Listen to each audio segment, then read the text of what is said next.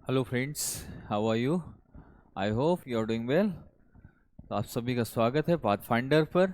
और इसमें जो हमारी चल रही हैं नदियों के बारे में क्लासेस, उसके बारे में हम आज स्टडी करेंगे। उसके आगे का पढ़ेंगे जो पहले भी चला है, इंडियन पेन जो हमारे इंडियन रिवर्स थी, भारतीय नदियां हैं। उससे पहले हमें यहाँ पर बैच की जानकारी बहुत ज़रूरी है, जिसमें मैं बता दूं उड़ान बैच हमारा जो 17 जुलाई से आ रहा है, इसमें आप देर ना करते हुए जल्दी जल्दी इनरोल हो जाइए और कोड यूज़ करेंगे मेरा IRS अमित नाम से 7999 पे है मत। और आप इसको यहाँ से परचेज करके अपनी एक अच्छी शिक्षा, एक अच्छा आपको जो एक मार्गदर्शन है वो प्राप्त कर सकते हैं। और इसमें क्या होगा कि आपको बेहतर तरीके से यहाँ पर सभी टीचर अपने अपने सब्जेक्ट में बेस्ट हैं और बेस्ट आपको देंगे, है ना। तो ये चीज़ें आपको मिलेंगी यहाँ से। इसके बाद उड़ान प्लस जियोग्राफी का कॉम्बो बैच है, जिसमें मैं ऑप्शनल पढ़ा रहा हूँ, बाकी हमारे जो जीएस फाउंडेशन की टीम है वो आपको जीएस फाउंडेशन यहाँ पर पढ़ा रही है। तो यहाँ पर आपको 14,999 में ये आपको मिल रहा है, बल्कि अलग अलग लेंगे तो 8,000, 8,000, 7,999, 7,999, लेकिन यहाँ पर मात्र 15,000 में आपको मिल रहा है। तो यहाँ पर भी आपको कम हो रहा है अगर एक साथ लेते हैं, तो ये चीज़ आपको मिलेगी। इसके बाद यहाँ पर आप देखेंगे हमारे यहाँ से हर एक बच्चा, हर तीसरा बच्चा यहाँ से यूपीएससी में बैठा है, यूपीएससी में रहा है। वो किस रूप में रहा है वो मैटर नहीं करता है, मैटर ये करता है कि किसी न किसी रूप में वो यहाँ पर जुड़ा जरूर रहा है और यहाँ से संबंधित फैकल्टीज से या लोगों से मिलकर उसने वहाँ पर अपनी जर्नी को तय किया और वहाँ मंजिल तक पहुँचा, है ना। तो ये आपके लिए भी एक मंजिल के रूप में, एक आपके जर्नी में जो सहयोग देने वाले में एक आप भी हो सकते हैं जिनका हम सहयोग कर सकते हैं। दूसरा है समुद्र मंथन, जो टेस्ट सीरीज है, जो बहुत इंपॉर्टेंट है, बहुत अच्छी टेस्ट सीरीज है। इसमें आप ज्वाइन करिए इस टेस्ट में, और इसमें आते हैं 550 क्वेश्चंस हैं, 60 मिनट रहेगा, लैंग्वेज हिंदी इंग्लिश में दोनों में है। आप इसे स्कैन करके भी कर सकते हैं और इसमें आप टेस्ट दीजिए। इसमें गिफ्ट्स भी हैं जो आपको मिलेंगे, और कोड यूज़ करेंगे जब भी आप इनरोल करें तो कोड यूज़ कर सकते हैं IRS अमित। इसके बाद अगर कोई भी, अगर फिर भी आपको लगता है कुछ इन्फॉर्मेशन रह जाती है, कोई चीज़ जोड़ना चाहते हैं, कुछ क्वेरी है, तो ऐसे तो आप डायरेक्ट, बड़ा मुश्किल हो जाता है कैसे क्या करेंगे। तो आप क्या करेंगे, इस फॉर्म इसको स्कैन कर दीजिए, पॉज करिए, इसको स्कैन करिए, या फिर इसका स्क्रीनशॉट ले लीजिए, फिर स्कैन कर लीजिए। यहाँ से आप जाएंगे तो जो हमारा वहाँ फॉर्म है वहाँ तक हम आपको रीच आउट कर सकते हैं, हम आपको, तो आप हमारे तक पहुंच सकते हैं और हम आपके तक पहुंच सकते हैं इस फॉर्म के ज़रिए। सो इस चीज़ को बड़ा इंपॉर्टेंट है यहाँ पर करना, और इस चीज़ को आप यहाँ से PDF ये सारी चीज़ें अवेलेबल होंगी, आपको ये चीज़ें मिलेंगी। जो मेरा बैच है 1 अगस्त से आ रहा है, तो आपको इसमें बिल्कुल भी नहीं समस्या होनी चाहिए, ना देर करनी है। 1 अगस्त से पहले आपको इसमें इनरोल्ड होना है। इनरोल्ड होने के लिए 7,999 है ये हमारा। इसके लिए अगर कुछ ज़्यादा दिखाता है पैसा तो उसमें मेरा कोड डालेंगे IRS अमित, और आप सीधा इसी में एंट्री कर जाएंगे। तो आपको ज़्यादा से ज़्यादा इसमें कोई खर्च नहीं है, 7,999 में ही आपका एडमिशन होगा, 7,999 में ही आपकी सारी चीज़ें होने वाली हैं। ओके, तो ये चीज़ को हम यहाँ पर देखेंगे। अब चलते हैं बोध बैच में। बोध बैच की देखो, मैं बता दूं कि एक बोध बैच तो हमारा ऑलरेडी फुल हो चुका है जो चल रहा था, एक दूसरा बैच भी आ गया है, उसमें भी 2.0 में। तो आप अगर चाहें तो आप एडमिशन ले सकते हैं हमारे बोध बैच में। और उसमें बोध बैच में एडमिशन से आपको प्योर हिंदी मीडियम का, कई बार होता है कि हिंदी में सर कंटेंट नहीं है, चीज़ें नहीं, यहाँ पर आपको कंटेंट जो इंग्लिश में प्रोवाइड किया जा रहा है उससे भी कहीं बेहतर इसमें आपको मिलेगी, चीज़ें मिलेंगी। और इसके साथ साथ इसमें आपको बहुत सारे घंटे क्लासेस, 900 प्लस घंटे क्लासेस, प्री मेंस और GS प्लस CSET, ये सारा तैयार कराया जा रहा है। और ये 15 जुलाई से स्टार्ट हो रहा है बैच, है ना। और ये जो हमारी पाथफाइंडर की जो टीम है, आप इसमें देख सकते हैं हमारी टीम को। हमारी सारी टीम एकदम बेहतर टीम, जिसमें आपको इस टीम में हर एक पैशनेट व्यक्ति, हर एक मेहनती व्यक्ति यहाँ पर मिलने वाला है। महिपाल सर, दीपक सर, अनिरुद्ध सर, सभी लोग यहाँ पर हैं, तो आपको यहाँ पर मिलेंगे। और अगर फिर भी कोई चीज़ें, बहुत बार होता है कि सर हम पढ़ लेते हैं, चीज़ें समझ में नहीं आती, इसलिए अनअकैडमी ने पाथफाइंडर पर हमारे एक और प्रोग्राम चल रहा है जो कि डू और डोंट्स का, जिसमें क्या करना है क्या नहीं करना चाहिए, उन चीज़ों को लेकर सीरीज चलाई जा रही है जो टॉपर्स के द्वारा है। अच्छा, अब चलते हैं हम अपने इस सेशन पर। हमारा सेशन क्या है, हमारी चीज़ें क्या हैं। तो उस दिन हम नदियों के बारे में चर्चा कर रहे थे। नदियाँ बेसिकली जो हमने चर्चा की थी, तो उस नदियों में से अगर हम देखें और चर्चा करें तो आपको मालूम होगा कि नदियों को हमने 2 भागों में बांटा था। 2 भागों में कौन कौन से बांटे थे चीज़ें, कौन कौन सी चीज़ें किया था। अगर मैं उसकी बात करूं तो दो तरीके से, एक हिमालयन और यानी उत्तरी नदियां नॉर्थ की, और दूसरी है प्रायद्वीपीय नदियां। तो प्रायद्वीपीय में जो पहाड़ों से निकली हैं, जो वैसे मौसमी होती हैं और जो आपके इससे बनती हैं, जो हमेशा बहती हैं थ्रू आउट द ईयर, वर्ष भर बहती हैं, उन नदियों को हम एंटीसेडेंट रिवर बोलते हैं और उन्हें हम ये नाम दे सकते हैं कि जो ग्लेशियर से निकलती हैं। उसके बाद अब जो है मामला यहाँ पर ये है कि हमने वहाँ तक इंडस वैली का हमने पूरा पढ़ लिया था। आज जो हमें पढ़ना है, आज जो हमें समझना है वो है गंगा का। इंडस के बाद, क्योंकि इधर इंडस, गंगा, ब्रह्मपुत्र और यमुना, ये तीनों यहाँ से हैं। यही बड़ी रिवर्स है हमारी जो यहाँ से आती है, जो भारत में है, और इनके बारे में हम पढ़ना पड़ता है हमको। सो आज हम गंगा के बारे में डिस्कस करेंगे। यहाँ से गंगा रिवर है, गंगा बेसिन के बारे में जो आपकी निकल रही है, और उसमें हम बात करेंगे। ठीक है, तो ये हमने चर्चा कर ही लिया था। अब आपको मैं सॉरी,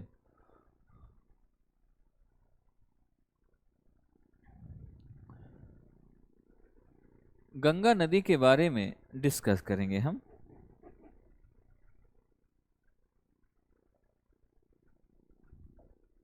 आप तो ये बहुत अच्छे से जानते होंगे, गंगा नदी जो हमारी है ये आ रही है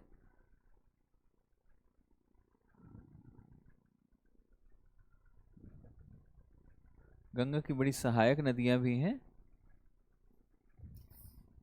और ऐसे करके यहाँ तक गिर जाती, बंगाल की खाड़ी में गिर जाती है।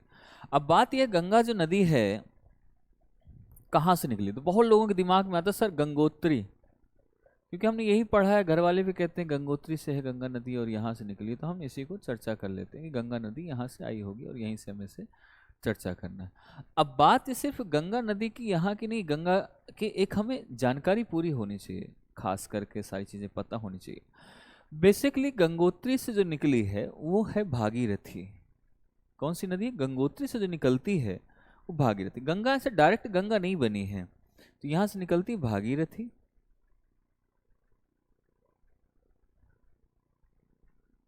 भागीरथी नदी।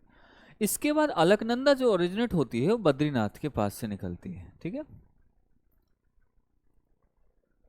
उसको दूसरा बंदरगाह भी वो बोलते हैं, ग्लेशियर भी, तो बद्रीनाथ भी कहा जाता है। बद्रीनाथ के पास वो ग्लेशियर है जिसमें, जहां से ये हमारी अलकनंदा निकलती है। ठीक है,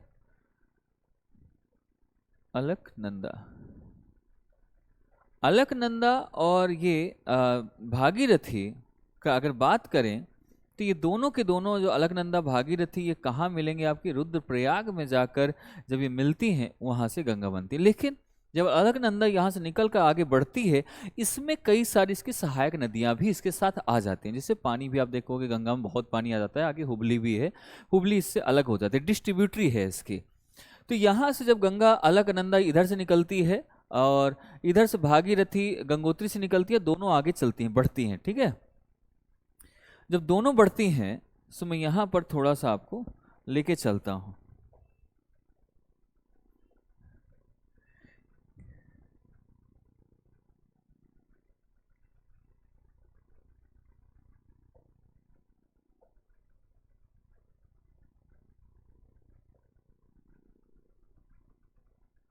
कि मैंने जैसे बताया कि ये है भागीरथी जो गंगोत्री से निकली, दूसरी अलकनंदा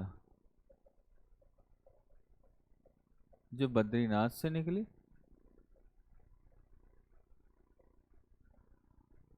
यहाँ से। ठीक है, और ये यहाँ से, और लेकिन ये मिलते कहाँ दोनों?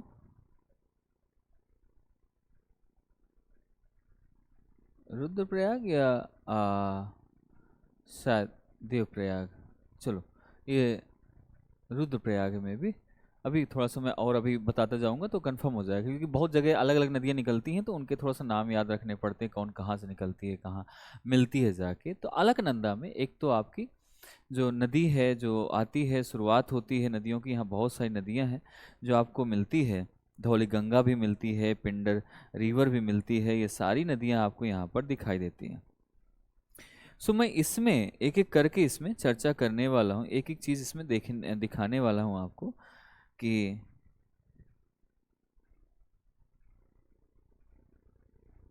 कैसे क्या होगा।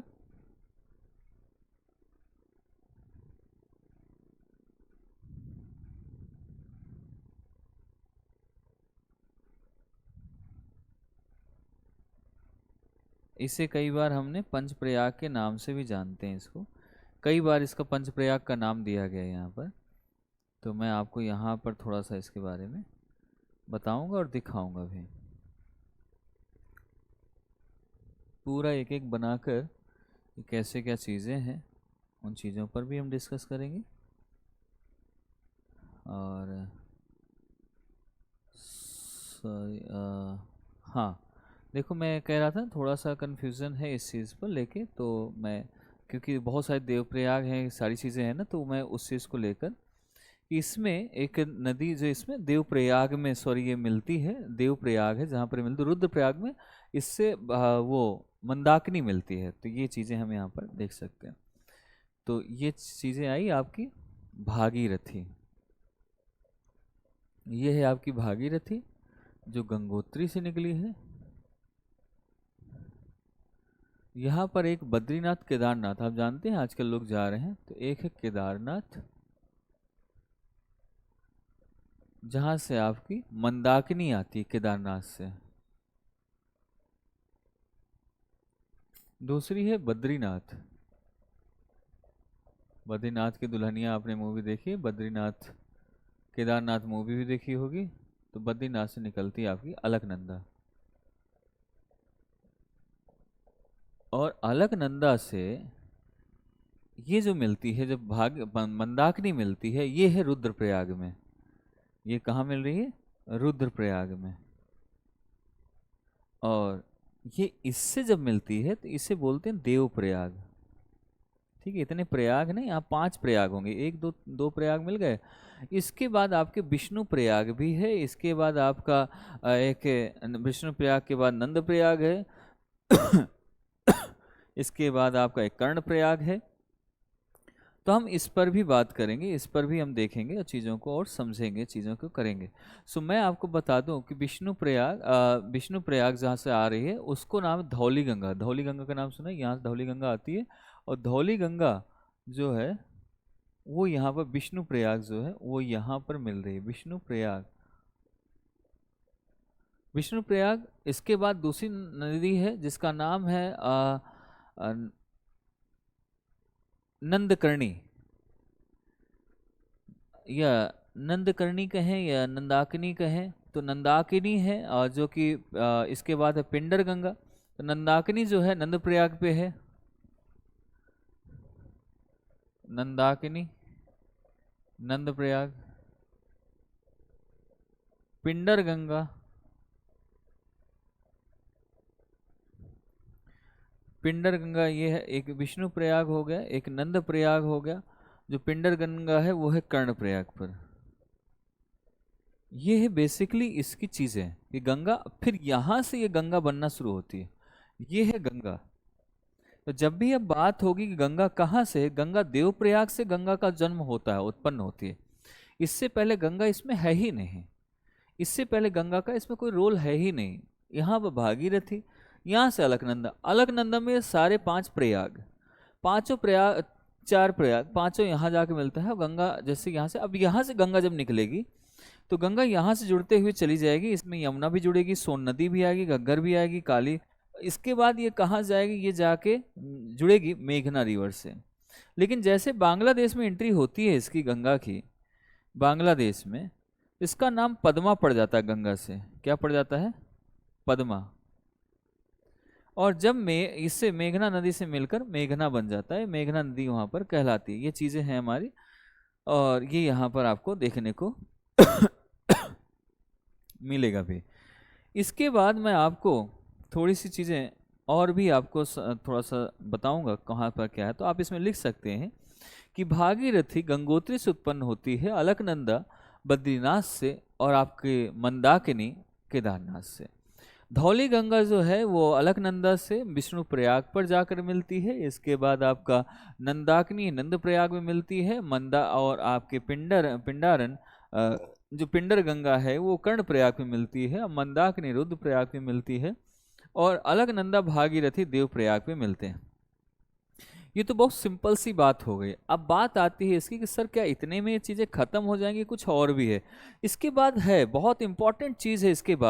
इसके बाद इंपॉर्टेंट चीज़ ये है कि इसके लेफ्ट ट्रिब्यूटरी और राइट ट्रिब्यूटरी क्या है, इसकी सहायक नदियाँ कौन सी हैं दोनों में। तो इसकी सहायक नदियों में अगर चले हम वापस एक पिक्चर पे भी देख लें तो पिक्चर पे आपको दिखाई देगा, अदरवाइज नहीं दिखाई दे तो मैं आपको यहाँ पर बनाता भी जाऊँगा। तो अगर मैं इसकी राइट और लेफ्ट की बात करता हूँ कभी, तो आपको गंगा तो मालूम ही है,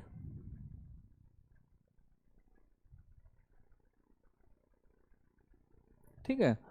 तो इसमें आपको लेफ्ट ट्रिब्यूटरी जब ऐसे आ रही ना तो लेफ्ट, ये वाली लेफ्ट हो जाएंगी सारी, ऊपर वाली लेफ्ट हो जाएगी, ये राइट ट्रिब्यूटरी हो जाएंगी। राइट में इसके 3 नदियां हैं, कौन कौन सी? एक है यमुना नदी, दूसरी है सोन नदी जो इसमें जाती है, तीसरी हुबली। जब ये यहाँ जाती है तो हुबली है। हुबली की एक खास बात है, हुगली कह रहा हूँ, हुगली। हुगली की एक खास बात है, इसकी ट्रिब्यूटरी सहायक नदी नहीं है हुगली। हुगली क्या है?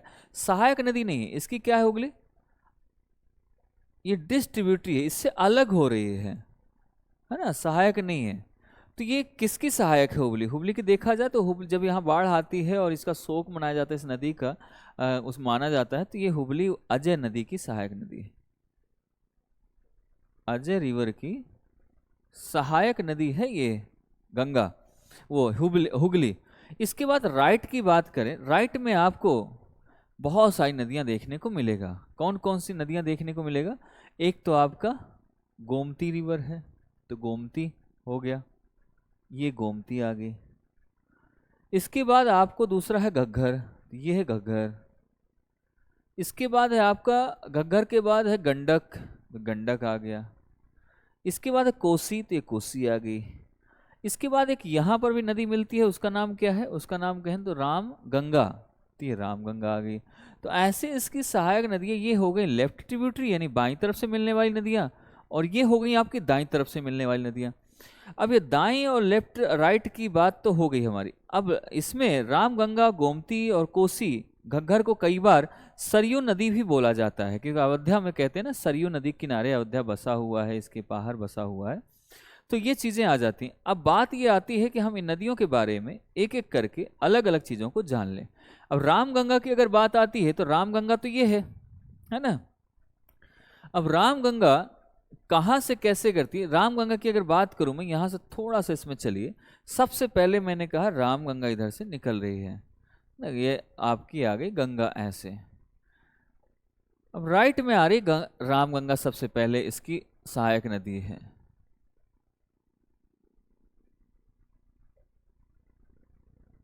इस राम गंगा ओरिजिनेट होती है नियर गढ़वाल से, गढ़वाल हिमालय है, गढ़वाल से ये इसकी उत्पत्ति होती है, पहली चीज।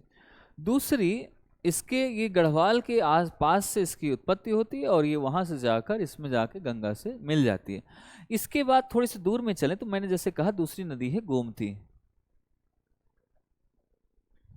ये गोमती नदी है।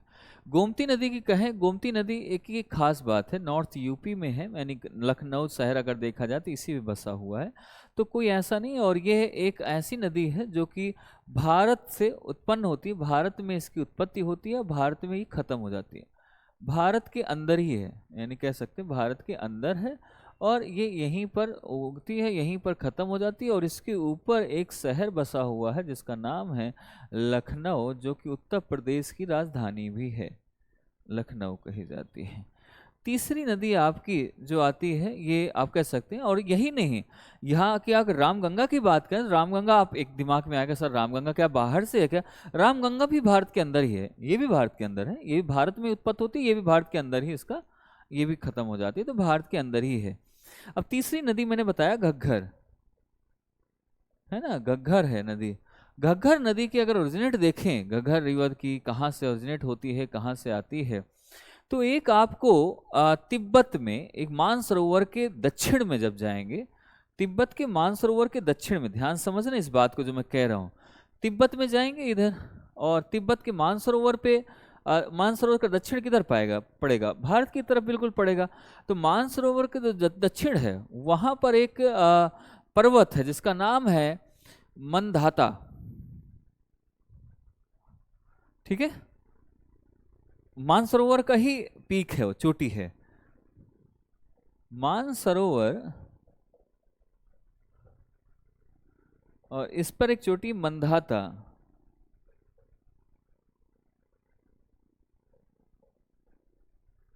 ये मंदाता, ऐसे मंदाता, ठीक है। और मंदाता का कहें, मंदाता में एक मंदाता का क्या नाम है, उस चोटी का पूरा नाम गुरला मंदाता कहा जाता है, तो इसको नाम कह सकते हैं गुरला मंदाता। यहां से ओरिजिनेट होती है घग्गर। यहां से ओरिजिनेट होने के बाद, ठीक है, ये ओरिजिनेट होने के बाद ये जाकर फिर गंगा से जाकर मिल जाती है। तो इसे हम भारत के अंदर नहीं कह सकते, भारत के अंदर कंसीडर नहीं कर सकते, क्योंकि भारत के बाहर से आ रही है ये, क्योंकि आपका मानसरोवर भारत से बाहर पड़ता है, तो इसलिए भारत के अंदर इसको नहीं कहेंगे। इसके बाद एक नदी और आती है जिसका मैंने नाम जिक्र किया, वो है कोसी नदी, जिसमें जाकर मिलती है। वैसे ऐसे क्वेश्चन पीसीएस में ज़्यादा आते हैं, यूपीएससी में बहुत कम आते हैं, लेकिन हाँ, इनका उपयोग पूछा जा सकता है कभी कभार कि ये कोसी है, ये क्या है, इसका क्या महत्व है। तो ऐसे नदियों के बारे में वो ऐसे नाम पूछे जा सकते हैं, अदरवाइज इसका कोई ऐसा वो नहीं है। तो यहाँ पर कोसी को हम कहें शारदा नदी, सॉरी, और एक कोसी नदी को भी कहें। और एक चीज़ और थी दिमाग में मेरे, कोसी के अलावा अगर देखें हम, कोसी के अलावा एक काली नदी भी बीच में फंसती है, शायद काली नदी इसमें शो नहीं किया, काली नदी भी इसमें जुड़ती है।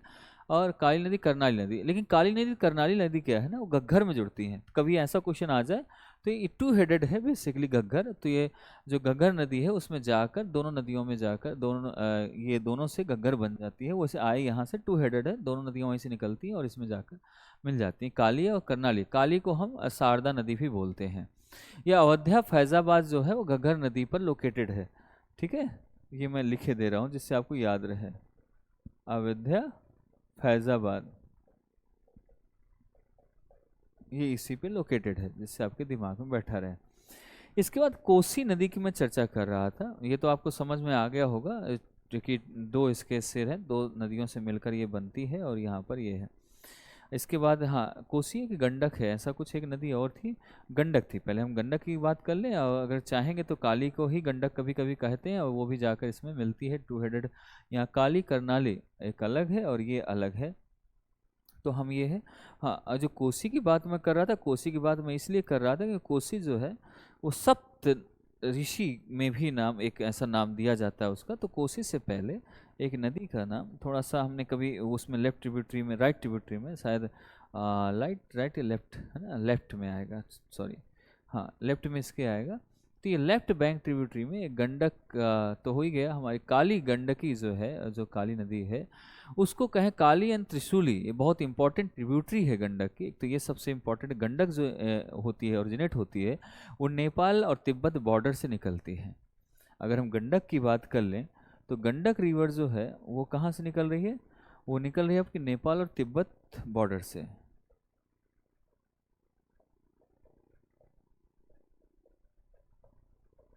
तिब्बत सीमा से, ठीक है। इसकी सहायक नदी है आपकी काली, और दूसरी है आपकी त्रिशूल, त्रिशूली कह सकते हैं, त्रिशूली। और इसकी सबसे खास बात यह है कि ये पटना में जाकर मर्ज होती है, ये गंडक गंगा से, गंडक रिवर जो है वो आपकी जब पटना पहुंचती है, तो पटना से जब होते हुए गंगा निकलती है तो वहाँ पर जाकर ये मिलती है। अब आती है कि सर कोसी की बात क्या है। कोसी में 7 स्ट्रीम्स हैं, ये सबसे बड़ी बात है, इसे सप्त कोसी नाम दिया गया है। सप्त कोसी भी कहा जाता है और कोसी भी कहा जाता है। अब कोसी की बारी है, तो कोसी नदी को हम दो नामों से जानते हैं, एक सप्त कोसी, सप्त कोसी भी कह सकते हैं इसे, और सप्त कोसी भी बोल सकते हैं, दोनों चीज़ें। इसमें इसलिए कहा जाता है क्योंकि इसकी धाराएं 7 हैं। कितनी? 7 धाराएं, 7 स्ट्रीम्स हैं, इसकी धाराएं हैं। सात धाराएं हैं। दूसरा ये है कि यह एक लोकेटेड है कहाँ पर, स्नो कवर्ड एरिया है, जो हैवी रेनफॉल होता है, ह्यूज वॉल्यूम ऑफ वाटर, पानी बहुत ज़्यादा है। 7 स्ट्रीम्स, इसमें 3 जो है त्रिवेणी महाभारत रेंज से निकलती हैं, मर्ज है उसके साथ कोसी तक के बीच में। तो ऐसे 7 स्ट्रीम्स हैं जो आप कह सकते हैं, 3 जो है मर्ज है त्रिवेणी पर है, और दूसरी जो है 3 वो है आपकी महाभारत रेंज पर। तो दो जगह, तीन दोनों जगह से ये आपके जो बाकी की हैं वो यहाँ पर उसके साथ मिल जाती हैं। तो ये 7 धाराएं हैं इसमें।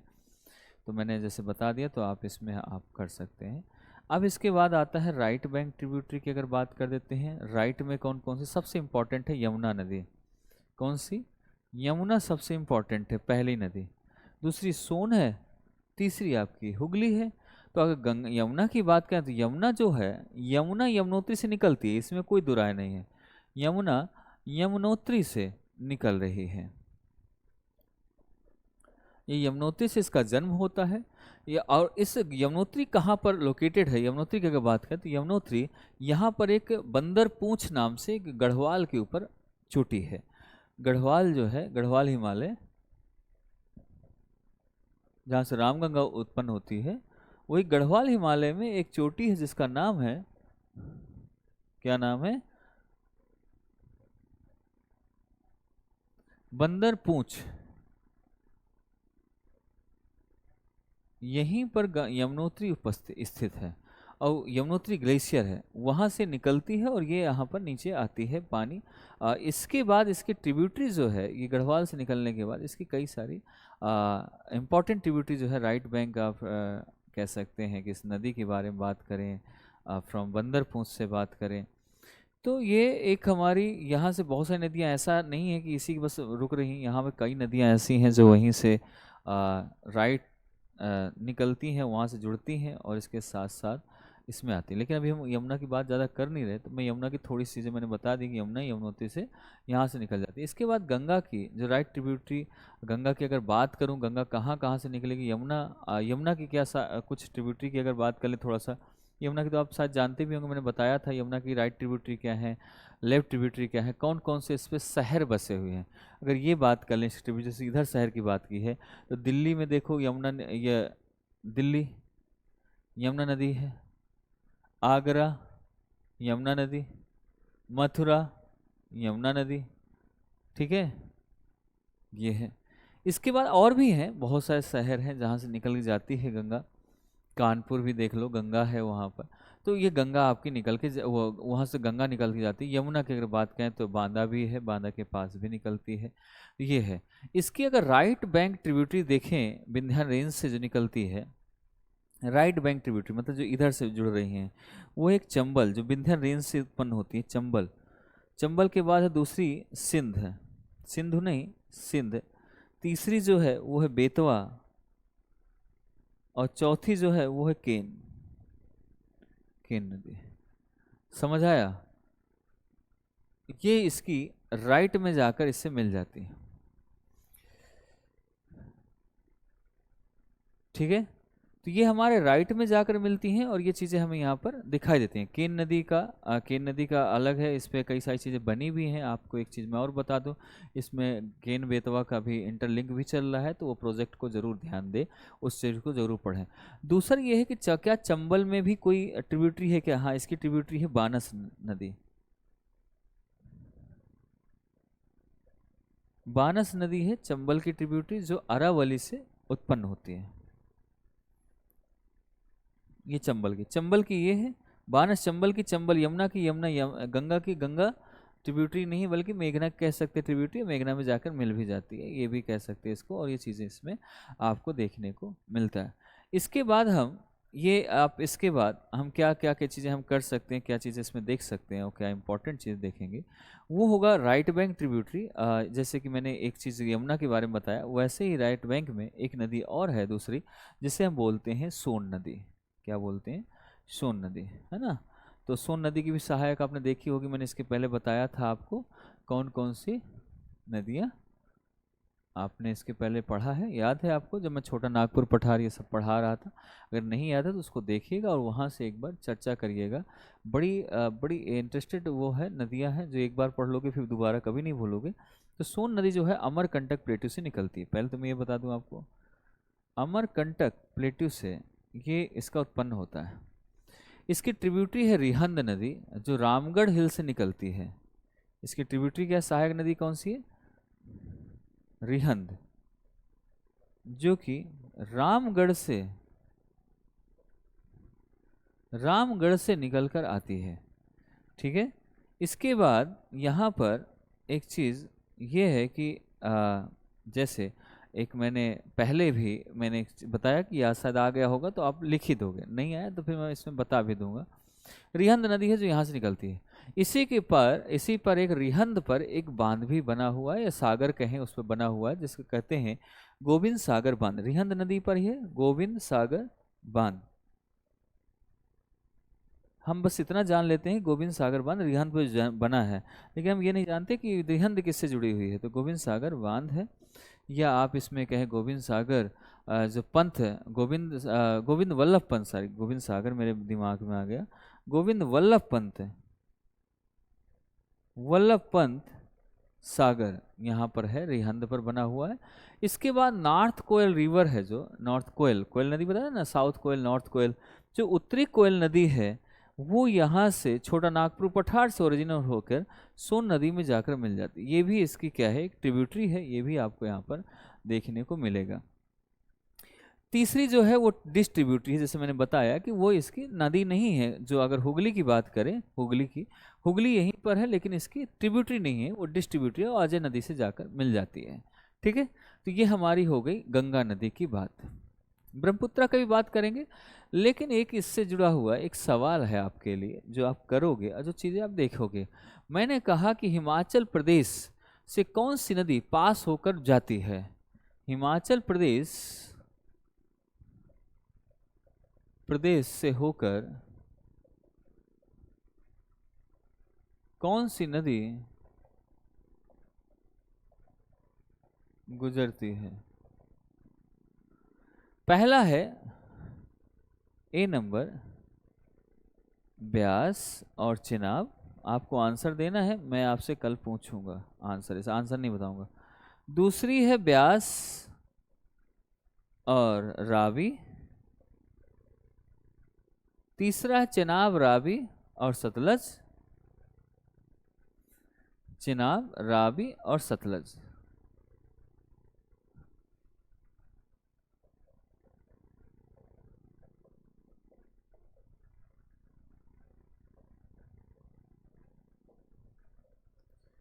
फोर नंबर है आपका ब्यास, चिनाब, रावी, सतलज और Yamuna. A B C D. Beas, Chenab, Ravi, Sutlej और यमुना, इतनी है इसकी ट्रिब्यूटरी यहाँ से। अब इसमें से आपको बताना है कौन सी हिमाचल प्रदेश से होके गुजरती है, वो आपको बताना है। वो कल आप देखोगे इसमें, तो कौन सा इसका आंसर होगा वो आपको बताना है। इसके पहले भी हो चुका। अब आते हैं हम ब्रह्मपुत्रा के बारे में। ब्रह्मपुत्रा के बारे में, नदी के बारे में हम डिस्कस करेंगे चीज़ों को, और भी इसमें देखेंगे और भी इन चीज़ों को समझेंगे। ठीक है। तो उस ब्रह्मपुत्रा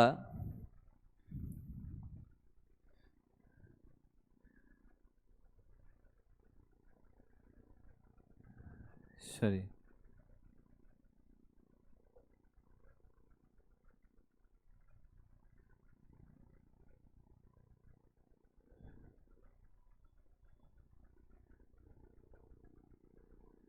ठीक है। तो ये ब्रह्मपुत्रा के बारे में हम इसके बाद नेक्स्ट स्लाइड में ब्रह्मपुत्रा के बारे में हम पढ़ेंगे। ठीक है। तो इतना तक यहाँ पर। अब आपको मैं बता दूँ थोड़ा सा, ब्रह्मपुत्रा का हम अगले क्लास में लेंगे।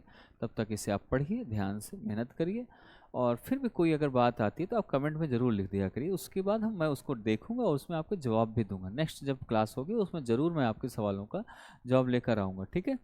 सो ये है हमारे दोस्त, और नेक्स्ट इसमें करेंगे। आप बने रहिए, सब्सक्राइब करिए, शेयर करिए लोगों के साथ, और बैच को जरूर लीजिए। Okay guys, thank you, bye bye, take care.